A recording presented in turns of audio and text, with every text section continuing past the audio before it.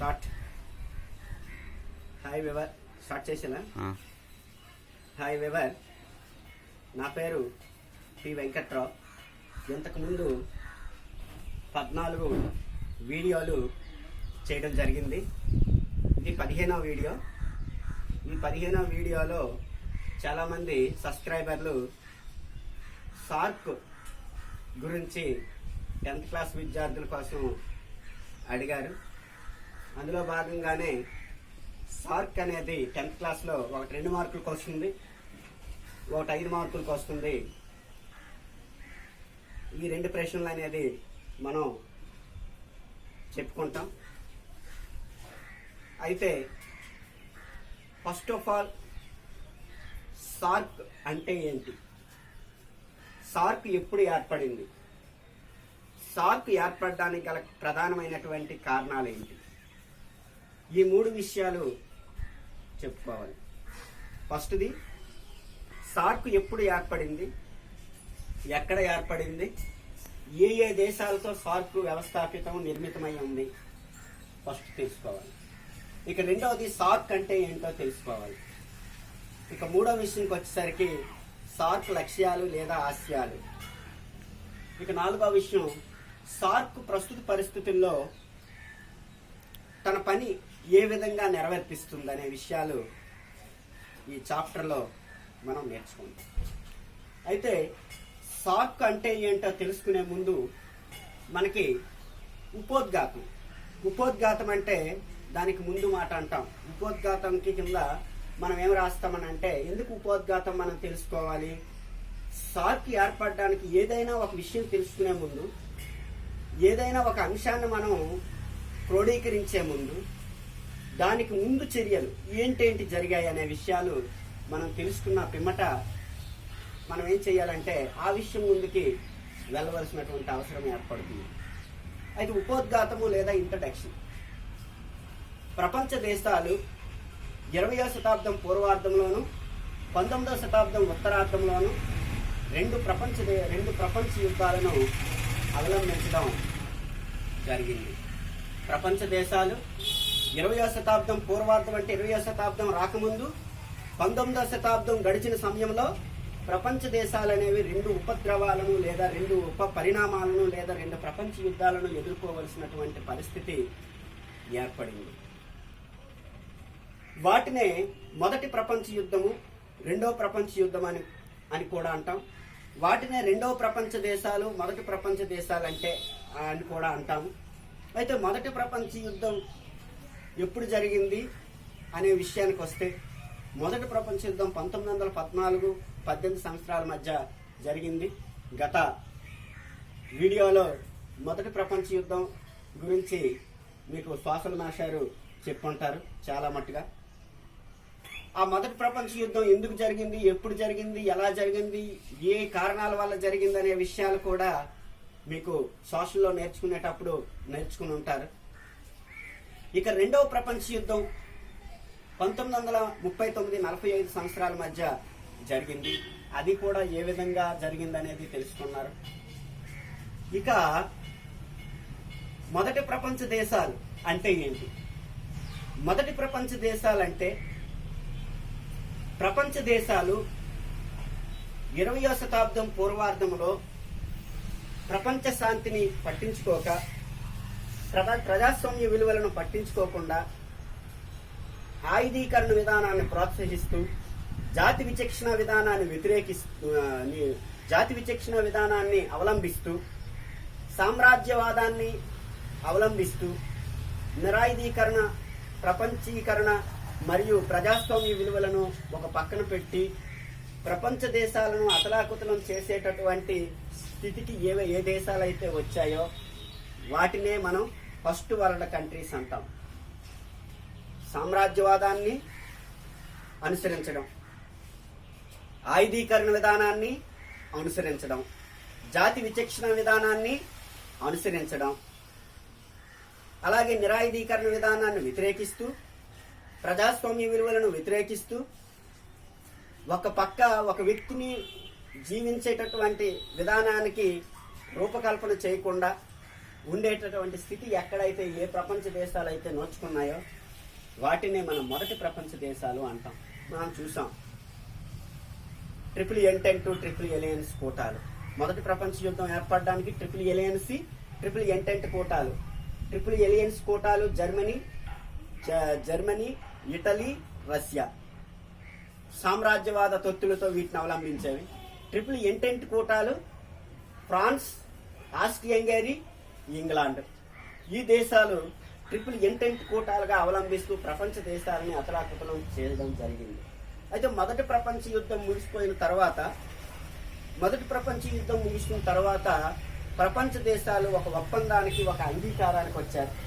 ఆ అంగీకారమే వెర్సైల్స్ సంధి రూపంలో 1919 జూన్ 26వ తారీఖు నాడు వెర్సైల్స్ సంధి ఏర్పాటు చేయడం జరిగింది. ఆ వెర్సైల్స్ సంధి అమెరికా అధ్యక్షుడైనటువంటి వుడ్రో విల్సన్ 14 సూత్రాల ప్రాతిపదిక మీద, ఆయన తాలూకు మాట మీద వెర్సైల్స్ సంధిని ఏర్పాటు చేసుకున్నారు. ఆ వెర్సైల్స్ సంధిలో భాగంగానే 1920లో నానాజాతి సమితిని, లీగ్ ఆఫ్ నేషన్ ని ఏర్పాటు చేసుకున్నారు. ఆ లీగ్ ఆఫ్ నేషన్ లేదా నానాజాతి సమితిని ఎందుకు ఏర్పాటు చేసుకున్నారని అంటే, ప్రపంచ దేశాల మధ్య సౌభ్రాతత్వాన్ని, అన్యోన్యతా భావాన్ని, ప్రపంచ శాంతిని, ప్రపంచ మానవాళ ప్రగతిని, ప్రపంచ దేశాల మధ్య ప్రజాస్వామ్య విలువలను పరిరక్షించడానికి, న్యాయాధీకరణ విధానాన్ని అరికట్టడానికి మరియు సామ్రాజ్యవాద విధానాన్ని నిర్మూలించడానికి, జాతి విచక్షణ విధానాన్ని వ్యతిరేకించడానికి ఈ వ్యవస్థను ఏర్పాటు చేసుకున్నారు. అయితే ఈ వ్యవస్థని ఏర్పాటు చేసుకున్నారే తప్ప ఆ వ్యవస్థ అనేది నీట ములిగిన నావు మాదిరిగా ఉండిపోయింది. క్యాట్ ఇన్ ద వాల్, గోడ మీద పిల్లి మాదిరి, అంటే గోడ మీద పిల్లి వాటంగా అది ఉండిపోయి తన పని అనేది నిర్వర్తించలేని పరిస్థితుల్లో ఉండిపోయింది. అందుకే నానాజాతి సమితి పతనమైందని చెప్పొచ్చు. ఇదంతా దాని బ్యాక్గ్రౌండ్కి వెళ్ళేసరికి ఎక్కువ కాలం పట్టద్దు. కాబట్టి ఇది నానాజాతి సమితి సరిగ్గా పనిచేయకపోవడానికి కారణం ఏంటి? ప్రపంచ దేశాలు అనుసరిస్తుండేటటువంటి విధి విధానాలను, ఆయుధీకరణ విధానం కానీ, జాతి విచక్షణ విధానం కానీ, సామ్రాజ్యవాద విధానం కానీ దేన్ని కూడా పట్టించుకోకుండా వ్యతిరేకించడానికి ఇది ఏర్పడిందే తప్ప అది ఏర్పడింది. కానీ అది వ్యతిరేకించలేనటువంటి పరిస్థితుల్లో ఉండి వాటిని నిర్మూలించలేని స్థితిలో ఉండటం వల్ల చివరికి ఏమైంది? ప్రపంచ దేశాల మధ్య 2 సామ్రాజ్యవాద తొత్తులు ఏర్పడ్డాయి. ఒకటి నాజిజం, 2 ఫ్యాసిజం. నాజిజం రూపంలో హిట్లర్, ఫ్యాసిజం రూపంలో ఇటలీకి చెందినటువంటి ముస్సోలిని. ప్రపంచ దేశాలకి జర్మనీకి చెందినటువంటి హిట్లరు, ఇటలీకి చెందినటువంటి ముస్సోలిను వీళ్ళు ప్రపంచ దేశాలకి సవాళ్ళు విసిరాడు. ఏంటని సవాళ్ళు అంటే ఎవరైనా మా దేశాలతో ఎవరైనా యుద్ధంకి వస్తే రండి, మేము ఆయుధీకరణ విధానాన్ని అవలంబిస్తాం, సామ్రాజ్యవాద విధానాన్ని అవలంబిస్తాం, మా జాతి కన్నా ఇంకే జాతి కూడా శాసించడానికి ప్రపంచ దేశాలకి అధికారం లేదు అని ప్రపంచ దేశాలకి సవాళ్ళు విసిరాడు. అందుకే హిట్లర్ ఏమన్నాడు? ప్రపంచ శాంతి అనేది అంతర్జాతీయ శాంతి గోడ మీద అంటే పిరికివాణ్ణి స్వప్నం లాంటిదని చెప్పాడు. దాని మూలంగానే 2వ ప్రపంచ యుద్ధం 1945 వరకు జరిగింది. 2వ ప్రపంచ యుద్ధం జరగడానికి తక్షణ కారణం ఏంటంటే హిట్లర్ పోలాండ్ మీద దాడి చేయడం 2వ ప్రపంచ యుద్ధానికి తక్షణ కారణంగా మనం చెప్తాం. అయితే 2వ ప్రపంచ యుద్ధము 1945 సెప్టెంబర్ ఆగస్టులో ముగిసిపోయింది. ముగిసిపోయిన తదనంతరము 3వ ప్రపంచ కూటాలు ఏర్పడ్డాయి. First world war countries, second world war countries. First world war countries మొదటి ప్రపంచ యుద్ధం జరుగుతున్న సమయంలో, second world war countries second world war యుద్ధం జరుగుతున్న సమయంలో ఉండేటటువంటి కంట్రీస్. అయితే 3వ ప్రపంచ దేశాలు అంటే దాన్ని వర్ధమాన దేశాలు లేదా అభివృద్ధి చెందుతున్న దేశాలు లేదా ప్రపంచ శాంతి కట్టుబడి ఉండేటటువంటి దేశాలని కూడా అని అంటాం.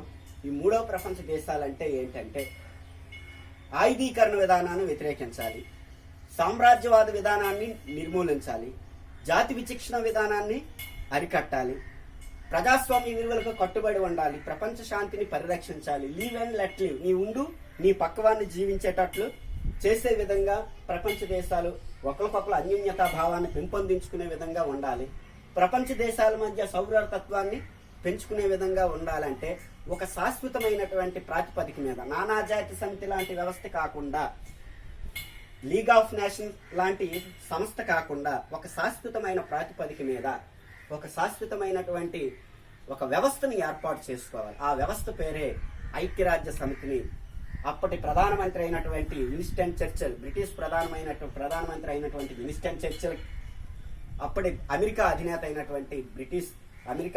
అయినటువంటి రూజ్వెల్ట్కి వీళ్ళిద్దరి మధ్య ఒక డమస్టన్ ఓక్స్ ప్రతిపాదన, డమస్టన్ అనేటటువంటి ప్రాంతంలో ఒక ఒప్పందం కుదిరింది. ఆ ఒప్పందంలో భాగంగానే 1945 అక్టోబర్ 24వ తారీఖున ప్రపంచ శాశ్వత శాంతిని కాపాడడానికి ఇప్పటికీ పనిచేస్తున్న ఐక్యరాజ్య సమితిని ఏర్పాటు చేసుకున్నారు. ఈ ఐక్యరాజ్య సమితిని ఏర్పాటు చేసుకోవడంలో భాగంగానే మూడవ ప్రపంచ కూటాలు లేదా మూడవ ప్రపంచ దేశాలు అంటాం. ఈ మూడవ ప్రపంచ దేశాలు ఏర్పడడానికి ఈ మూలాలే. ప్రపంచ దేశాలు వాటి ప్రాంతీయ అవసరాలను తీర్చుకోవడం కోసం, వాటి ప్రాంతీయ అవసరాలను మనుగడ కొనసాగించుకోవడం కోసం ప్రపంచ దేశాలకి 1945 నుండి స్వతంత్ర ప్రతిపత్తి కలిగినటువంటి యోగ్యతని కల్పించడం జరిగింది. అంటే ఇండియా ఉంది, బ్రిటిష్ వారు పరిపాలించారు. బ్రిటిష్ దేశం ఇండియాను విడిచిపెట్టి 1947లో తన సామ్రాజ్యవాదాన్ని అవలంబించేటటువంటి దేశంగా ఉండేది. కానీ ప్రపంచ దేశాలు అంటే ఐక్యరాజ్య సమితిలో భాగంగానే ప్రతి దేశానికి స్వతంత్రం ఇవ్వాలనేటటువంటి ఆలోచన అనేది వీళ్ళిద్దరికి, రూజ్వెల్ట్కి మరియు విన్స్టన్ చర్చిల్కి కలగడం వల్ల ఇండియా లాంటి దేశాలకి స్వతంత్రాలు ఇవ్వడం జరిగింది. ఆ స్వతంత్రం సంపాదించుకునేటటువంటి దేశాలన్నీ కూడా వాటి పునర్నిర్మాణం కోసం, వాటి పునర్వ్యవస్థీకరణ స్థాపించుకోవడం కోసం, వాటి ఆర్థిక పునర్నిర్మాణాన్ని పెంపొందించుకోవడం కోసం ప్రపంచ దేశాలు వాటి ప్రాంతీయ, ఏ ప్రాంతంలోనైతే ఎన్ని దేశాలు ఉన్నాయో ఆ దేశాల ఔదార్యం కోసం ఏం చేశాయంటే కొన్ని సంధులను కుదుర్చుకోవడం జరిగింది. వాటిలో భాగంగానే 1975లో అంతర్జాతీయ నూతన ఆర్థిక వ్యవస్థని, 1970లో న్యూ ఇంటర్నేషనల్ ఆర్గనైజేషన్ అని, 1985 డిసెంబర్ 8వ తారీఖున South Asiatic Association of Regional cooperation అని ఇటువంటి వ్యవస్థలన్నీ ఏర్పాటు చేసుకోవడం జరిగింది.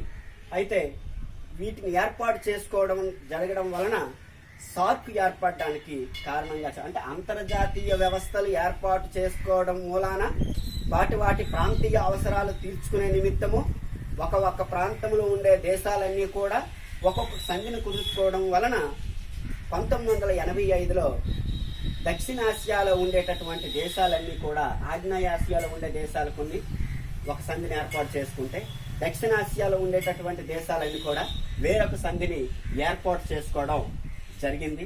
ఆ ఏర్పాటులో భాగంగానే 1985 డిసెంబర్ 8వ తారీఖున సార్క్ అనే వ్యవస్థని ఏర్పాటు చేసుకున్నారు. ఈ సార్క్ ఏర్పడడానికి ప్రధానమైనటువంటి హేతు ఏంటంటే, అప్పటి బంగ్లాదేశ్ అధినేత అంటే బంగ్లాదేశ్ ప్రధానమంత్రి రెహమాన్ గారు 1975లో ఆగ్నేయ ఆసియాలో కొన్ని దేశాలు ఒక సంధి వ్యవస్థను ఏర్పాటు చేసుకున్నాయి. మన దక్షిణాసియా ప్రాంతంలో ఏ దేశాలు అయితే ఉన్నాయో ఆ దేశాలన్నీ కలిపి మన ఆర్థిక పునర్నిర్మాణాన్ని సాధించుకోవడం కోసం ఒక వ్యవస్థను ఏర్పాటు చేసుకుందామని ఒక ప్రతిపాదన చేశారు. ఆ ప్రతిపాదన 6 సంవత్సరాలు అలాగా నలిగి 1985లో సార్క్ అనే వ్యవస్థని ఏర్పాటు చేసుకున్నారు. అయితే సార్క్ అనే వ్యవస్థని ఎప్పుడు ఎలా ఏర్పాటు చేసుకున్నారనంటే, సార్క్ మొదటిసారిగా 1985వ సంవత్సరంలో బంగ్లాదేశ్ రాజధాని అయినటువంటి ఢాకా నగరంలో దీన్ని ఏర్పాటు చేసుకున్నారు. బంగ్లాదేశ్ రాజధాని అయినటువంటి ఢాకా నగరంలో ఈ సార్క్ని ఏర్పాటు చేసుకున్నారు. మీకు ఒక్క మార్క్ ఇస్తారు, సార్క్ అంటే ఏంటి. ఇదంతా మనం ఇంట్రడక్షన్ రాస్తాం. సార్క్ ఎలా ఏర్పడింది, ఏర్పడడానికి గల కారణాలు, ప్రధానమైనటువంటి ఉద్దేశం, ఇదంతా ఇంట్రడక్షన్ లేదా ఉపోద్ఘాతం కింద మనం ఒక 4-5 లైన్లో రాస్తాం. అయితే సార్క్ అంటే ఏంటి? సార్క్ అనగా South Asiatic Association of Regional cooperation. SAARC అంటే South Asiatic Association of Regional cooperation. అంటే తెలుగులో దీని అర్థం ఏంటి? దక్షిణాసియా ప్రాంతీయ సహకార మండలి. దక్షిణాసియా ప్రాంతీయ సహకార మండలి. దీని ఇంగ్లీష్ లో సౌత్ అంటే సౌత్ ఏషియాటిక్ ఆఫ్ సార్క్ అనగా South Asiatic Association of Regional cooperation అంటే దక్షిణాసియా ప్రాంతీయ సహకార మండలి అని దీన్ని తెలుగులో అంటాము. ఇది ఒక మార్క్ ఇస్తే సార్క్ని విస్తరించండి అని ఒక మార్క్ ఇస్తే మనం రాస్తాం దక్షిణాసియా సహకార ప్రాంతీయ మండలి అని రాస్తాం. South Asiatic Association of Regional cooperation అని రాస్తాం. అది ఒక్క మార్క్ ఇస్తారు.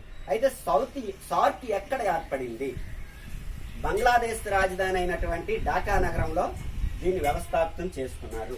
సార్క్ ఏర్పడడానికి ముందు మాట ఎవరు పలికారు అని అంటే అప్పటి బంగ్లాదేశ్ అధినేత అయినటువంటి బంగ్లాదేశ్ ప్రధానమంత్రి అయినటువంటి రహమాన్ గారు 1975లో ఈ వ్యాఖ్య చేశారు. ఏ వ్యాఖ్య చేశారు? ఆసియా దేశాలు కొన్ని సంధి వ్యవస్థలు ఏర్పాటు చేసుకుంటున్నాయి. అలాగే న్యూ ఇంటర్నేషనల్ ఆర్గనైజేషన్ ఏర్పాటు చేసుకున్నారు కొన్ని దేశాలు. అంతర్జాతీయ ఆర్థిక వ్యవస్థను ఏర్పాటు చేసుకున్నారు కొన్ని దేశాలు. కాబట్టి అందులో భాగంగా మనం దక్షిణాసియా ప్రాంతంలో ఉన్న దేశాలన్నీ కలిపి మనం ఒక సంధిని ఏర్పాటు చేసుకుందాం. మన ప్రాంతీయ అవసరాల నిమిత్తం, మన ప్రాంతీయ ఆర్థిక అవసరాల నిమిత్తం ఒక సంధిని ఏర్పాటు చేసుకుంటాం. ఆ సంధి పేరే సార్క్ అనే వ్యవస్థను 6 సంవత్సరాల తర్వాత 1985 డిసెంబర్ 8వ తారీఖు నాడు దీన్ని ఏర్పాటు చేసుకోవడం జరిగింది. ఇది బంగ్లాదేశ్ రాజధాని అయినటువంటి ఢాకా నగరంలో ఉన్నది. అయితే మొదటిసారిగా సార్క్లో ఎన్ని దేశాలు ఉన్నాయి? మనకి 2 మార్క్స్ అడుగుతాడు. సార్క్లో ఎన్ని దేశాలు ఉన్నాయి అంటాడు. సార్క్లో మొదటిసారిగానంటే 7 దేశాలతో మొదటిసారిగా ఏర్పడింది. అవి ఏంటంటే 1 భారత్, 2 భూటాన్, 3 బంగ్లాదేశ్, 4 మయన్మార్, 5 శ్రీలంక, 6 పాకిస్తాన్, 7 మాల్దీవులు. 7 దేశాలతో మొదటిసారిగా ఏర్పడింది. అయితే ప్రస్తుతం సార్క్లో ఎన్ని దేశాలు ఉన్నాయి అంటే 8 దేశాలు ఉన్నాయి. మొదట్లోనైతే 7 దేశాలతో ఏర్పడింది. ప్రస్తుతం ఎన్ని దేశాలతో ఇది ఉన్నదని అంటే 8 దేశాలతో ఉంది. ఆఖరి దేశం ఏది చేరింది 2009లో? 2009 డిసెంబర్ 8వ తారీఖున ఈ సార్క్లో ఆఖరి దేశం ఏదంటే ఆఫ్ఘనిస్తాన్ అనేటటువంటి దేశం చేరింది. ఈ సార్క్లో ఆఖరిసారిగా చేరినటువంటి 2009లో ఆఫ్ఘనిస్తాన్ చేరింది. ఈ ఆఫ్ఘనిస్తాన్తో 8 దేశాలతో ఈ సార్క్ ఏర్పడిందని రాస్తాము. ఫస్ట్ది ఏంటి? భారత్, బంగ్లాదేశ్ 2, భారత్ 1, బంగ్లాదేశ్ 2, మయన్మార్ 3, భూటాన్ 4, బర్మా 5, మాల్దీవులు 6, పాకిస్తాన్ 7, ఆఫ్ఘనిస్తాన్ 8 దేశాలతో ఈ సార్క్ అనే వ్యవస్థని 1985 డిసెంబర్ 8వ తారీఖున South Asiatic Association of Regional cooperation ని దక్షిణాసియా ప్రాంతీయ సహకార మండలిని ఏర్పాటు చేసుకున్నారు. ఇది సార్క్ అంటే దాని ఇంట్రడక్షన్. ఆ దేశాలు 2 మార్కులకి 1 మార్కుకి మనం చెప్తాం. అయితే సార్క్ సమావేశాలు ప్రతి 3 సంవత్సరాలకు ఒకసారి జరుగుతాయి. సార్క్ సమావేశాలు ప్రతి 3 సంవత్సరాలకు ఒకసారి జరుగుతుంటాయి. ఆ సార్క్ సమావేశాలు ఆఖరిలో చెప్తాం. నెక్స్ట్ సార్క్ లక్ష్యాలు, ఆశయాల గురించి రాయండి అని 2 మార్క్స్ కి అడగొచ్చు, 5 మార్క్స్ కి 4 మార్క్స్ కి అడగొచ్చు. ఇది నెక్స్ట్ వీడియోలో మనం చేస్తాం. Thank you one and all. బాగా వచ్చింది.